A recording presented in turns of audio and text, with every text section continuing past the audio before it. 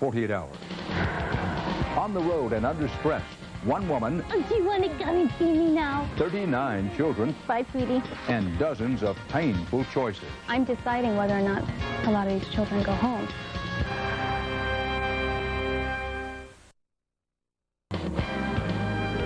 Hours behind closed doors continues. It's really hard because you're almost God. You're going to be okay, all right? The families look to you as God because you're making the decisions and making the rules about their life. Some days, it is hard to imagine what Christina Dyer's job is like. Got to check in here, make sure everything's okay, huh? She's called a family reunification worker. Oh, do you want to come and see me now? Am I your favorite friend now? But often that means recommending that children be kept away from their parents. You know, Daddy can't stay the night here. I mean, literally, the weight of that child's world is resting on your shoulders. I'm deciding whether or not a lot of these children go home. And it's a tremendous amount of pressure.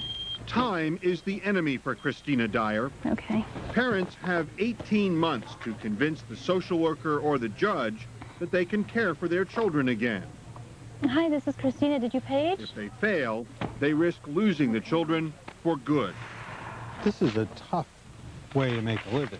Really is. Christina works more than a 10-hour day to make sure the kids have a safe place for the night. I mean, when you got into this, did you think you were going to save the world? I didn't think I was going to save the world, but I thought that, honestly, that most of the people I would come in touch with, I'd sprinkle the angel dust, you know, and they'd be better, and I'd feel better. It didn't turn out that way. Oh, look how pretty you look. She believes the first family she's seeing today should be broken up. We got to talk. I'm going to recommend that these children have an adoptive home. Your place is great. At the next stop, she has to deal with two parents who have psychiatric All problems. of a sudden, he's this little, kind of looks like me. Their son is in foster care, and they may never get him back. What has to happen here for this boy to come live here? I think that my wife would have to be placed somewhere. I don't think so. Is this going to get solved anytime soon? No. How do you solve a case like this? Do you notice my halo? I don't solve these cases.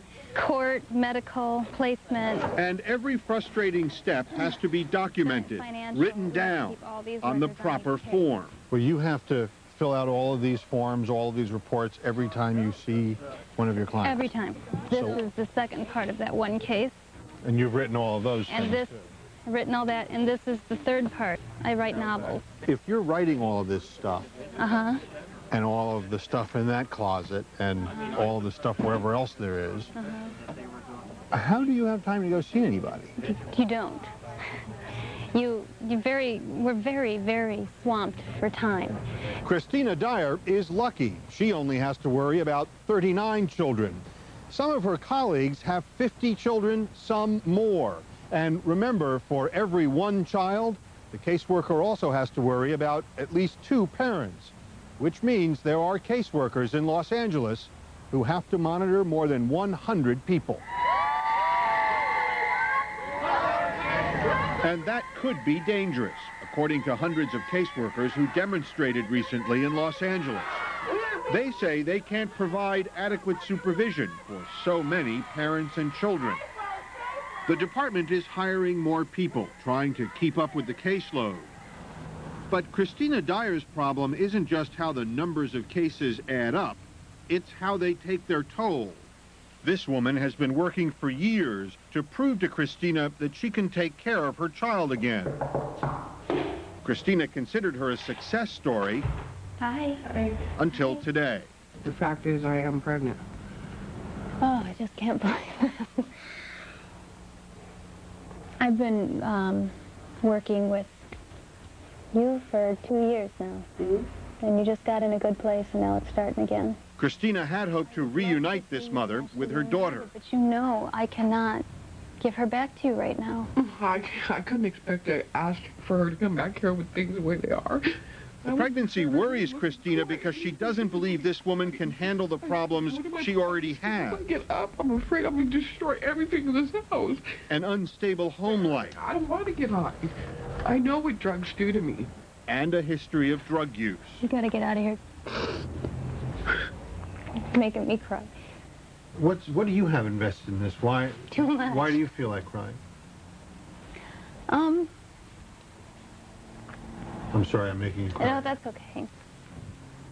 I just feel like, you know, she was a success story, and she was getting better and strong.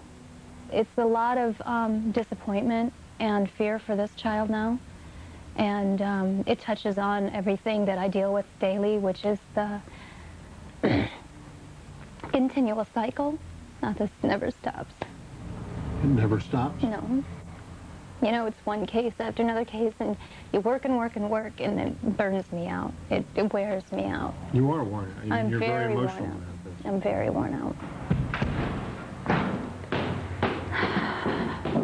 Terminating parental rights is a hard thing. It's a very tough thing, and especially since you're supposed to be a family reunification. Yeah, worker. and so you understand how the system almost sets me up in a way to feel failed, because if I don't help reunify, then the parental rights are severed. It's a catch-22 situation. I work to try to help families get back together, and when it's not successful, you sometimes feel like a failure yourself. Christina figures she has at most 3 years until she burns out. 3 years packed with presents. You guys got Power Rangers! Problems. Okay, be firm. Be tough. And prayer. Bye, sweetie. I just pray that people can hear what I'm saying, and that my true intention, which is to help people and to care and love these children, comes across to people. I mean, have many of your prayers been answered? I think that people know I love their children, and that's a big prayer. But sometimes prayers are not enough. In a moment, we take you inside the investigation of who killed baby A.